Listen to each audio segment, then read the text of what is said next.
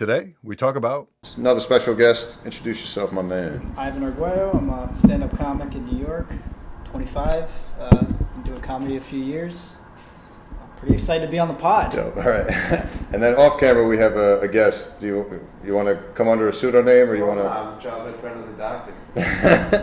All right. Do you want to do a separate episode sometime, or is this going to be your only appearance, you think? Let's focus on him, right?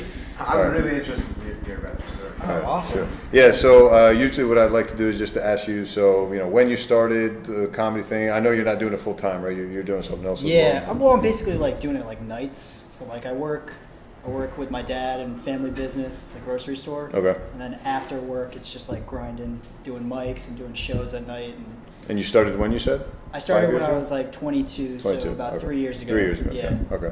And where did you start? Here in New York? Yeah, New York City. Okay, Yeah. dope. And you've always lived here? I am originally from New Jersey, Got it. but I mean from like 20 minutes from here. So Gotcha, this is gotcha. this is home. Okay. And Should I be then, looking at the camera or should I be looking at you? up to you, whatever you Okay. want to do. Me. Sometimes I like to, throw a little Yeah. whatever, but I'm just talking, whatever. Okay, cool.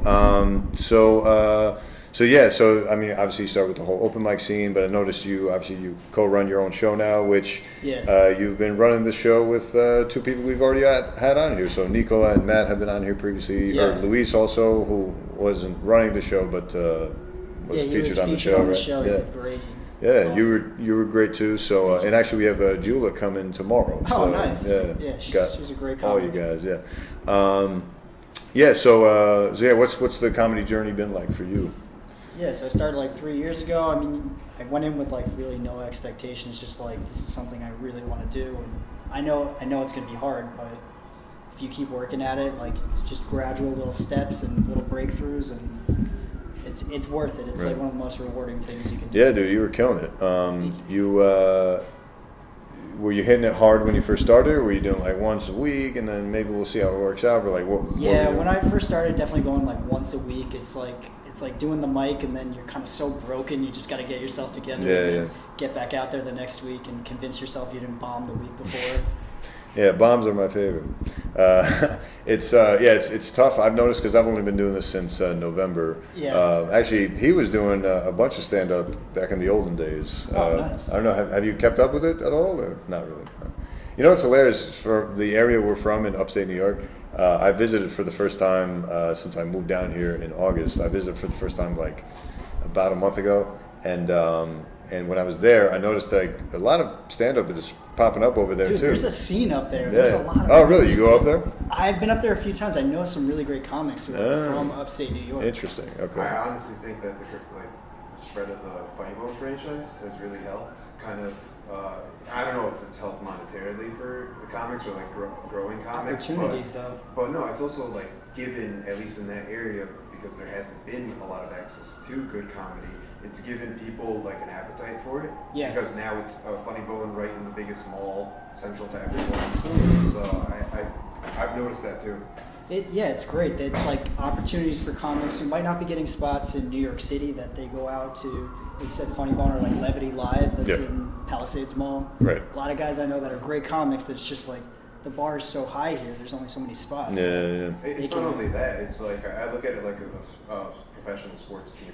So we don't have any professional sports team That's yeah. upstate, So if we get like the Celtics to come and play a preseason game, then all of a sudden now people are like, oh wow. Yeah, So absolutely. and now they have an appetite, and maybe then they'll get a minor league, try to get the energy to get like a minor league team or organize that. Yeah. Type of thing. So I feel like that's what it's like for stand up. That's definitely like a good analogy. I think so. Yeah.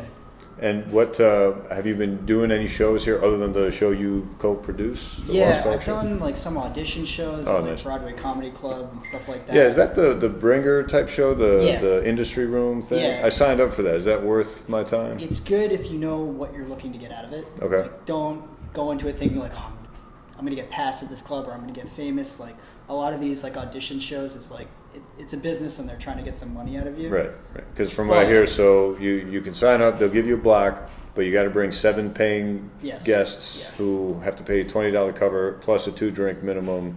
So obviously that's like a bunch of money that they make right It's there. a bit of a pyramid scheme. Yeah. But it's worth it when you realize that if you're a newer comic, like when I did it, I'm still a new comic. Right. I was a newer comic where it's like you get to do this pack room in front of 200 people. Right. You're never going to get that opportunity where there's 200 people who are there, they want to laugh, and you're going to get an amazing tape. Yep. The tape is what I would focus on. Gotcha. Okay. Yeah, I heard that was a definite pro for it. So I'm looking forward to that. I think I'm going to be doing that in June. That's great. And so, in between now and then, I'm going to just keep, fine tuning. Because what I've noticed is, as I'm sure you know, and I've talked about every other comic about this, but like you do the open mic scene here, and dude, you got to try some of these open mics. It's hilarious.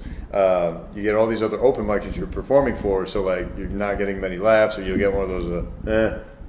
So, but then you take that and you take it to like, so I work in Iowa and I live in New York. So when I go to Iowa to work, there are open mics out there, but only 2 a week. So I'll try these same jokes that are getting the out here, and then I'm just, that's what I've heard if you go outside of New York. I mean, yeah, because actual real people go to those shows on Yeah. top of the open micers. Here, where it's just like 4 or 5 miserable open micers just talking to each other, it's almost like a course. AA meeting, they've like sat through 3 different mics. They've heard every single Tinder Yep. joke possible. Exactly. And not only that, they're all comics, and they've seen you at 3 other mics earlier that day. You're still doing Yeah. the same bits. Like, there's nothing left to laugh at if there even was in the first place. It's like, ugh. Yeah.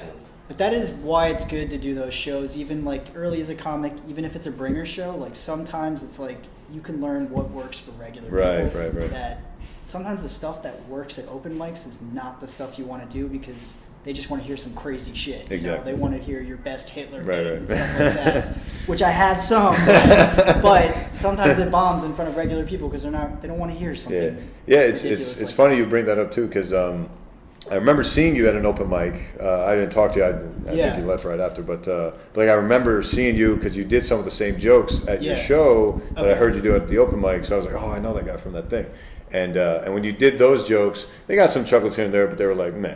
Yeah. But then you did those exact same jokes at your show with regular people, and like people are dying laughing. It's like night and day. It's like so hilarious, actually. It's kind of just like knowing what you're bringing to the table and knowing the jokes are good and the confidence is you can sometimes sell a bad joke, which sucks. But no, you're right, man. It's like a lot of times I've noticed this myself and from my limited experience. Like you literally just if you deliver the joke with confidence, it'll work.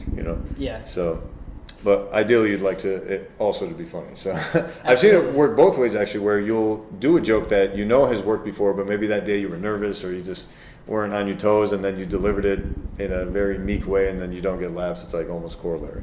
Yeah. But yeah, there's so many factors that go into it working and not. It's like it could just be the order of what you said, Yep. how you set it up, that you left out this little piece of information that made it make sense. How often are you doing open mics now? I usually try to get up every day. Really? But Okay. I Like probably once do- a day, or? Yeah, sometimes I'll do like 2 or 3 in one day if Gotcha. if I can schedule it well. But Do you have any favorites as far as like a borough or a certain club? Or I like to do them mostly in Manhattan. Okay. I've done some in Brooklyn. The sense of humor is a little different in Brooklyn. Yeah. So I try to do Manhattan because I think it's more regular people. Interesting. Okay. But as in terms of open mics, Yeah, there's still right. everyone who's at that is a psycho. Yep.